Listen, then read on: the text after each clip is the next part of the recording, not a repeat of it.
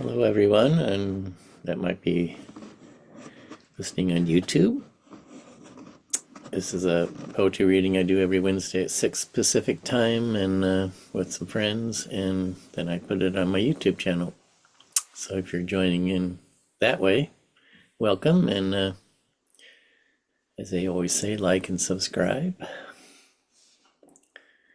And I like to start with a little body mind centering, which I do by rubbing my hands till they get warm.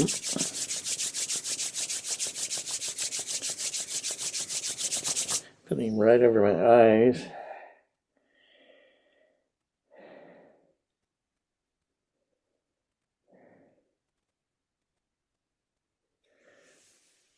Do that a couple more times.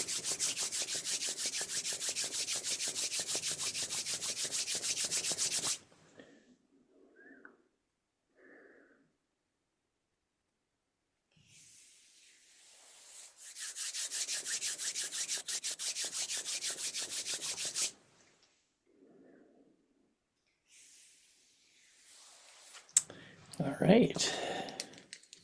Should put on my glasses. Ooh, they're dirty.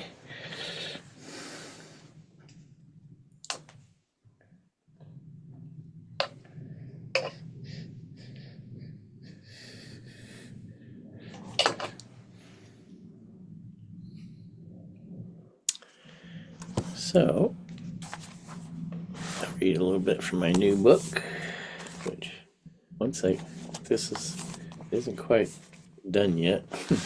Published. This is just a first copy. And I know, Glenda, I owe you a couple. Oh, Barbara just came in. Cool. Yeah, you do. I keep waiting. Hey, waiting. Mhm. Hello, Barbara. Are you driving? Hello, yes, I am. Okay, Hi there. cool. Okay. We actually just started. Hi, everybody. Hi, Barbara. Hi, Brenda and Glenda. Okay, Brenda can't talk, but she's here. Okay. Hi, Glenda and Brenda. Grenda. I put them together and made Grenda. There you go.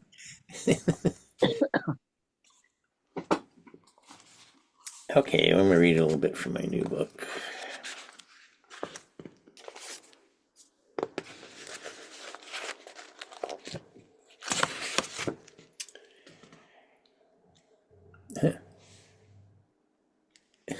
Brenda says, hi, y'all. So this is called Water, apropos to what Glenda is going through.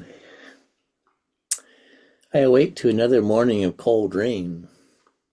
I know it's good the drought is over, but I'm so over this rain. I take my morning shower, slightly oblivious to where the water comes from. By the time I get out of my car, the clouds are leaving.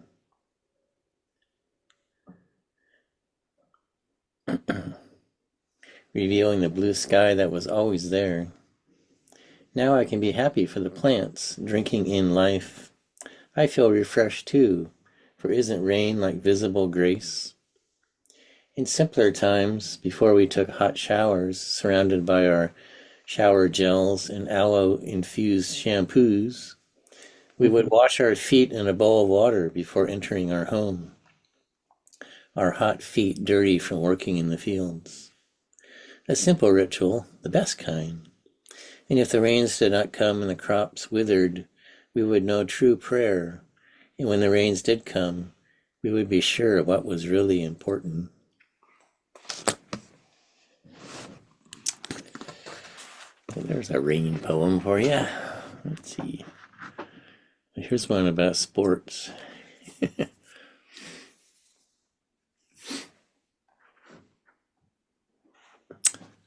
I don't know why I called it Joy. Let's see, I don't remember why. Joy. It's late in the fourth quarter. The score is too close. I can't stand to watch anymore. Why am I so emotionally invested in whether a group of men I don't know win or not? Maybe it's because in my life there's no clear winning or losing. I have some fanciful idea of what it is to win, but winning and losing are tied together. Winning is like being a drug addict. Sure, the high feels wonderful, but ultimately there is only misery. I don't know if that's true. Why did Jesus preach to the losers? At least they were free of the illusion of winning. Joy exists in not caring whether we win or lose. When that coin goes in the air and we've chosen one side or the other, what I really want is for it to land on its edge. I think I wrote the whole poem just for that last line.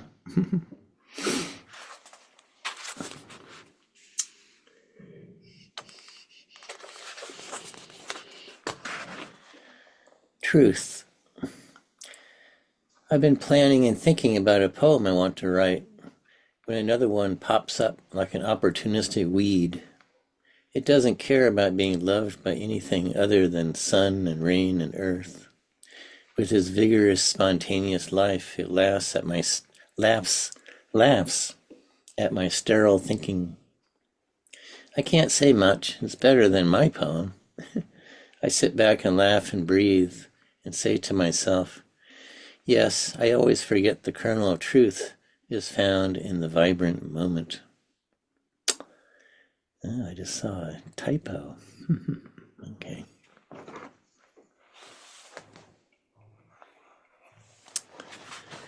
And let's see, Brenda fell off somehow. I admit her back in.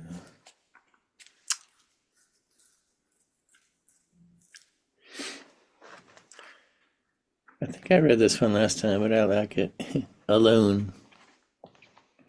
On a flight from LA to Denver, I'm in the window seat peering down. Maybe we are over the Mojave Desert or the canyon lands of Utah. The terrain is desolate and vast. Nothing but tan sands and black basalt hills. Nothing green growing. And then suddenly at the end of a long straight dirt road is a house with a bit of green around it.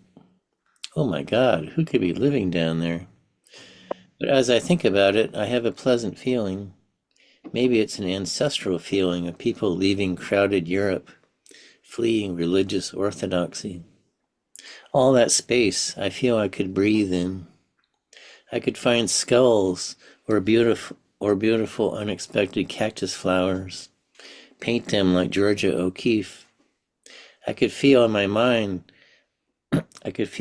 free of the crowded thoughts we live with in the city. I could think about important things, like why are we here? I could be like Jesus in the wilderness and not feel alone. Maybe less alone than in the city. And as I sit in the evening and watch the sun set over those black hills, my doubts would sink with it, and the coyotes howling would be company enough.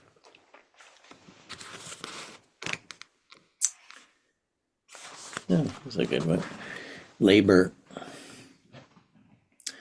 The young Latin man I pick up to help me with some concrete work slouches sullenly in the passenger seat. I wonder if he is angry at the world that has conspired to make him leave his country to acquire American money. My father was a carpenter. Maybe that's why I enjoy making things instead of pushing papers in an office. Nowadays, pretty much only Latins do this work. The next day, I pick up my old friend Jose. We laugh about old jobs we've done. It's a relief after the unhappy young man. He shows me a picture of his daughter. Surely she dreams of doing something other than cleaning people's homes. But Jose looks worried when we part. He implores me to find him more work. He lives hand to mouth, literally. Like we all did eons ago, tilling and planting fields, always at the mercy of the weather. Do men in offices feel more secure? I'm not so sure. They could be laid off tomorrow. Still, I enjoy making tangible things. Even my poetry books I make into books, not e-books. I hope we don't lose sight of our bodies. Outside my door I see the pears ripening, And just like we taste that sweetness in the bodies of the pears, in our bodies we can experience the tangible nature of spirit, and we can taste the sweet labor of life. I like that one.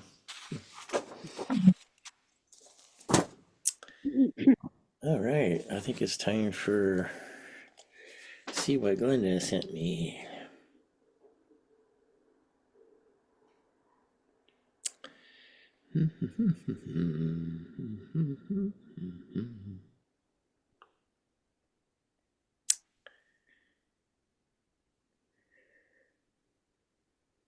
Let's see, you got a couple here. Free verse is new. Let's read free verse. I like that one. It's about birds. Sounds like my life.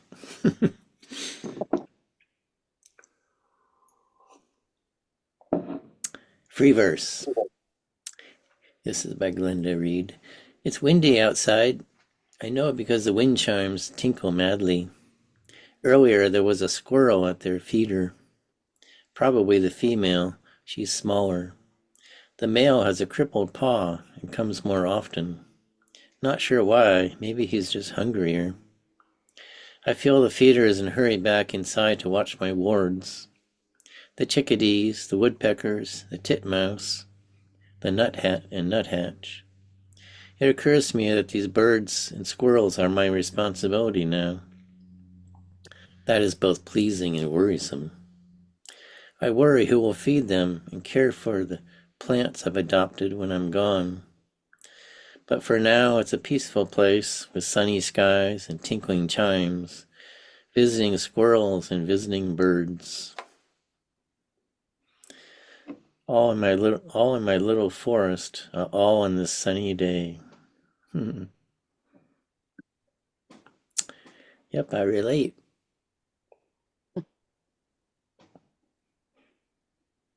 I've got some chickadees too. I don't know, woodpeckers come, and I have a titmouse. I don't know about nuthatches. I have mostly finches. I have a lot of finches too. I used to have a squirrel. I mean, the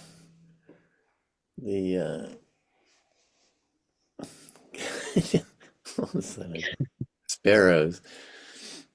I had tons of sparrows, but for some reason, sometimes during the year they go away. They go somewhere else. I don't know if they migrate or what, but they disappear for a while. And I have a squirrel, and then I have a little mouse that comes out too. Okay, let's see. See what else I got for poetry.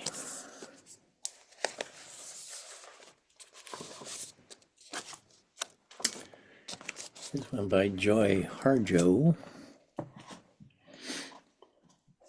called Eat. Grasshoppers devoured the sunflowers, petal by petal to raggedy yellow flags. Squash blossoms of small suns blessed by dewdrops flared beauty in the morning until an army of squash bugs landed and ate, then dragged their bellies from the carnage. Field mice chewed their way into the house. They eat anything sweet, and leave their pebbled shit in staggered lines to the closet door. Hungry tree frogs clung to the screen. Their curled tongues catch anything with wings driven to the light. We found a snake hidden on the porch. There were rumors in the yard of fat mice frolicking here. The night is swallowing daylight. We sit down to eat. She put a double space between the last line. We sit down to eat.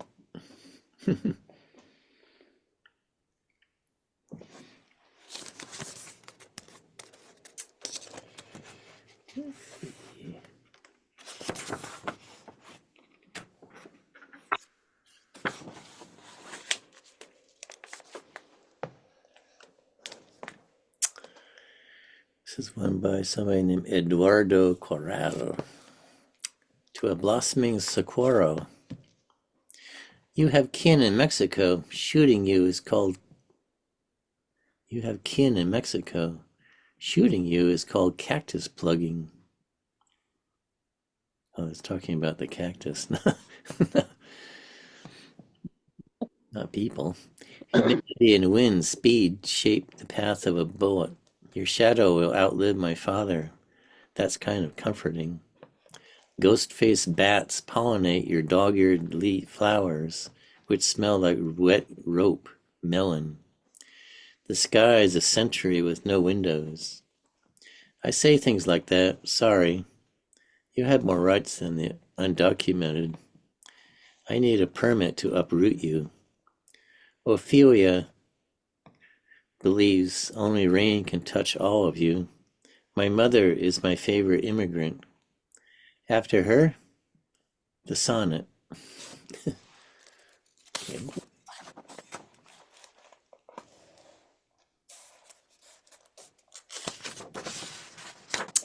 That's kind of cool.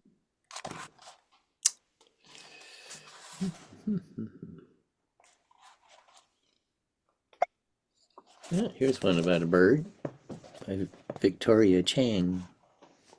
A woman with a bird. A bald eagle called out to another as magpies attacked their nest. Someone called it romantic. I believe her.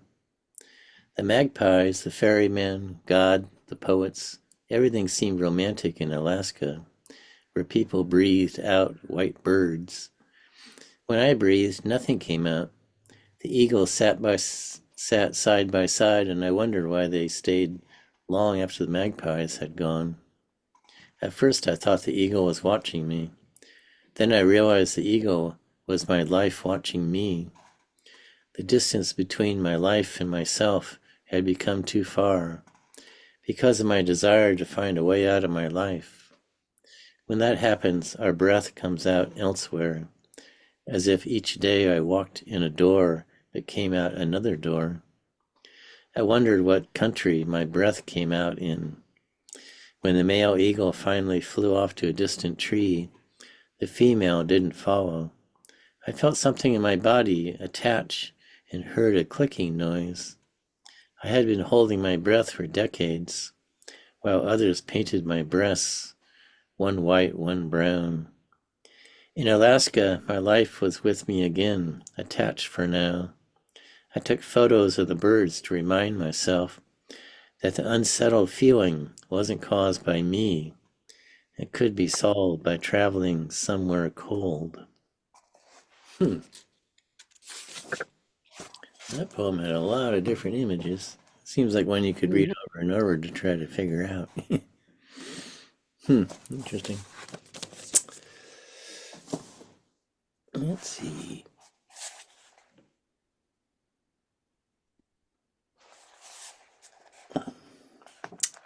Here's one by Jane Kenyon.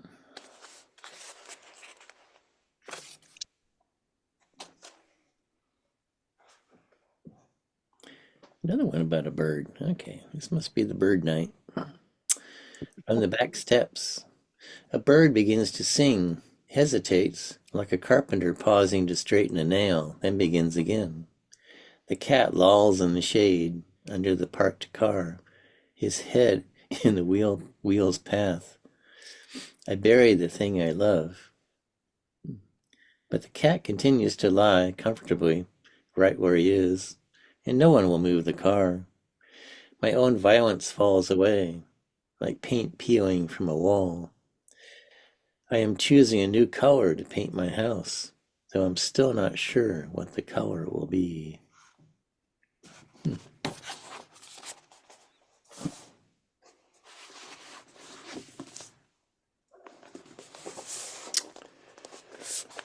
Okay. I think I read that last time.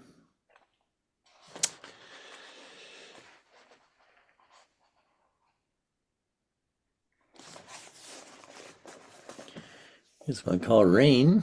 So it's the night of rain. It's the night of rain and birds. Rain by Oh, some Chinese person. I forget. I'm not sure which one.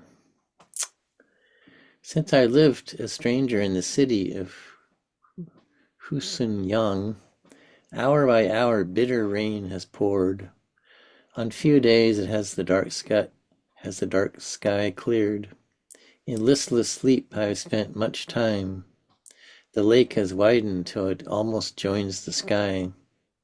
The clouds sink till they touch the water's face. Beyond my hedge I hear the boatmen's talk. At the street's end I hear the fisher's song. Misty birds are lost in yellow air. Windy sails kick the white waves. In front of my gate the horse and carriage way in a single night has turned into a riverbed. And here's another one about birds by Tufu. Another spring. White birds over the gray river, scarlet flowers on the green hills.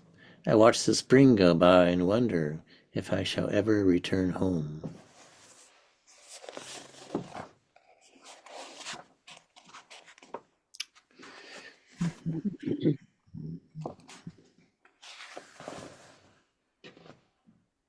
Here's another one by Tufu.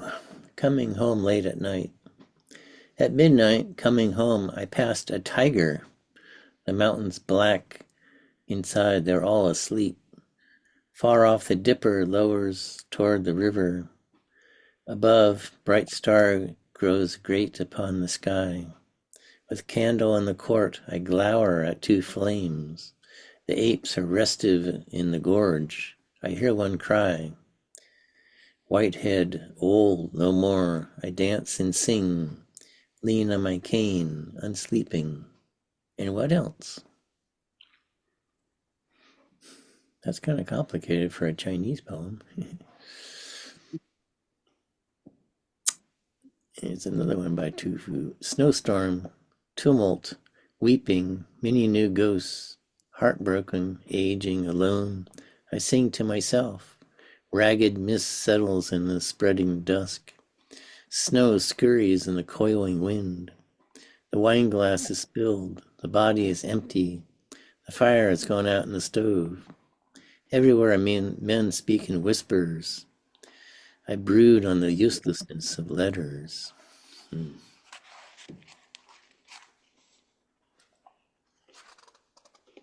Oh.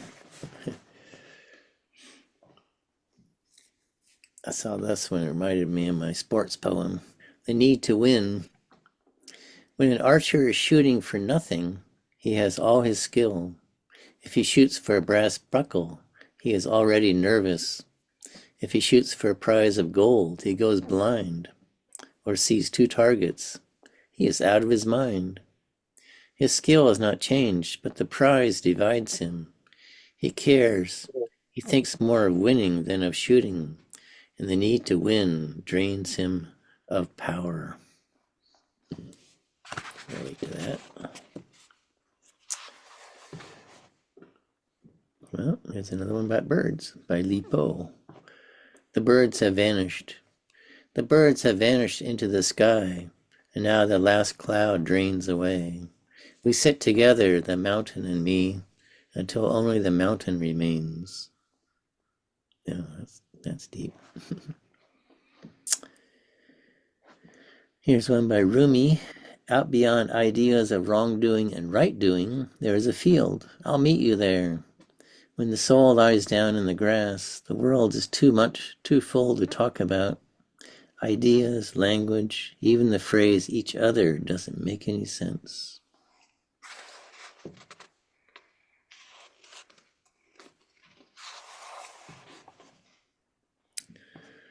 And here's one by somebody with a long Polish name, Miron Białowski.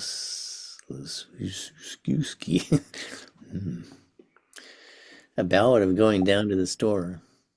First I went down to the street by means of the stairs. Just imagine it, by means of the stairs. Then people known to people unknown passed me by, and I passed them by. Regret that you did not see how people walk. Regret. I entered a complete store. Lamps of glass were glowing. I saw somebody. He sat down. And what did I hear? What did I hear? Rustling of bags and human talk. And indeed, I returned.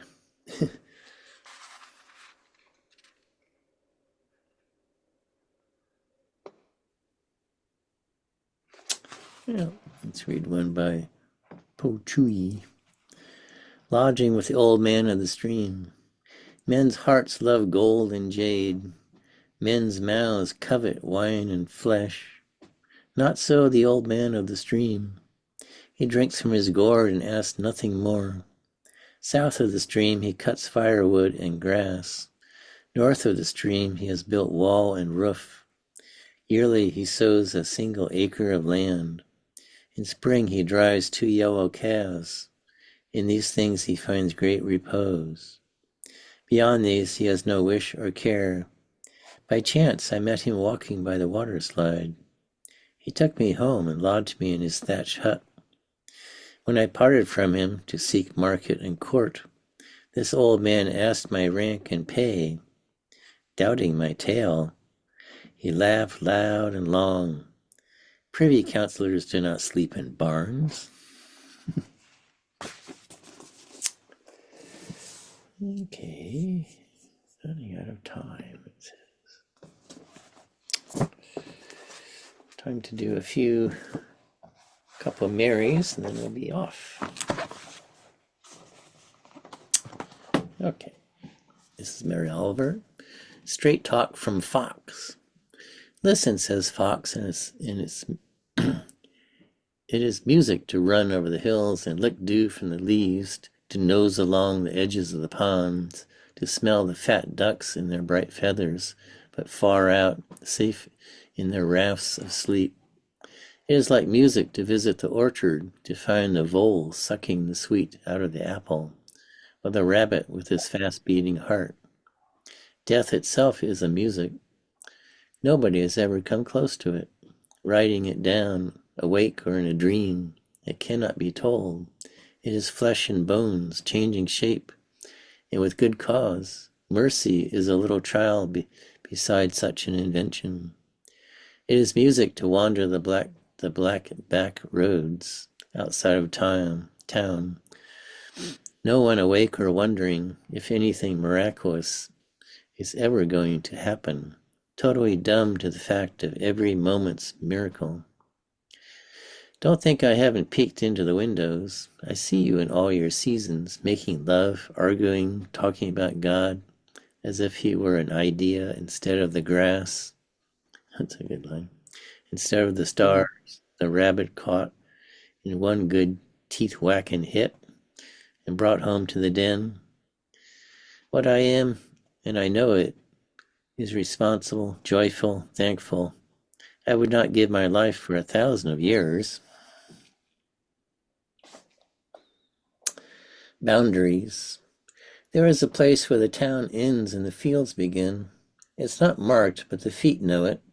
Also the heart that is longing for refreshment and equally for repose. Someday we'll live in the sky. Meanwhile, the house of our lives is this green world. The fields, the ponds, the birds, the thick black oaks. Surely they are an invention of something wonderful. And the tiger lilies, and the runaway honeysuckle that no one will ever trim again. Where is it, I ask, and then my feet know it. One jump, and I'm home.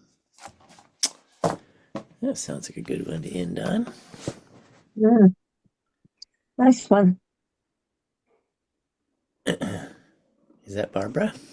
Nope, it's Brenda. Oh, Brenda, you found your voice. Well, yeah, because now I'm on my phone.